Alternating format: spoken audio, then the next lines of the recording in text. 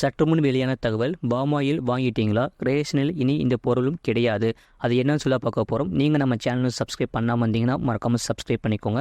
வாங்க வீடியோக்குள்ளே போகலாம். பாமாயில் இறக்குமதி ஒப்பந்த புள்ளியை ரத்து செய்துவிட்டு ரேஷன் கடைகளில் தேங்காய் எண்ணெய் விநியோகம் செய்வதற்கு அரசு நடவடிக்கை எடுக்க வேண்டும் என தமிழ்நாடு இயற்கை விவசாயிகள் முன்னேற்ற சங்கம் சார்பாக கோரிக்கை விடுத்து வந்த நிலையில், வருகின்ற வேளாண் பட்ஜெட்டில் இது தொடர்பான அறிவிப்பு இடம்பெறலாம் என தகவல் வெளியாகியுள்ளது. வெளிநாடுகளில் இருந்து இறக்குமதி செய்யும் பாமாயிலுக்கு பதில் ரேஷன் கடைகளில் தேங்காய் மற்றும் கடலை எண்ணெய் விரைவில் விற்பனை செய்ய வேண்டும் என எதிர்பார்க்கப்படுகிறது.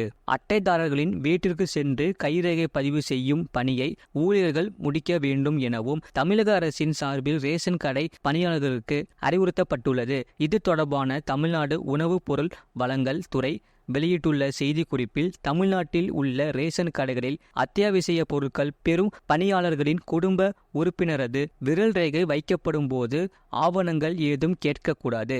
ரேஷன் கார்டுதாரர்களின் வசதியின்படி ரேஷன் கடைக்கு வந்து விரல் ரேகை பதிவு செய்து கொள்ளலாம். மாறாக கட்டாயப்படுத்தி கடைக்கு அழைத்து சிரமம் ஏற்படுத்தக்கூடாது. விரல் ரேகை சரிபார்ப்பு மேற்கொள்ளவில்லை எனில் பொருட்கள் வழங்கப்படாது என்ற தவறான தகவலை கூறக்கூடாது என ரேஷன் கடை பணியாளர்களுக்கு உத்தரவிடப்பட்டுள்ளது. இது போன்ற செய்திகளை உடனுக்குடன் அறிந்து கொள்ள மறக்காம சேனலை சப்ஸ்கிரைப் செய்யுங்கள். மற்றவர்களுக்கு தெரியப்படுத்த ஷேர் செய்யுங்கள்.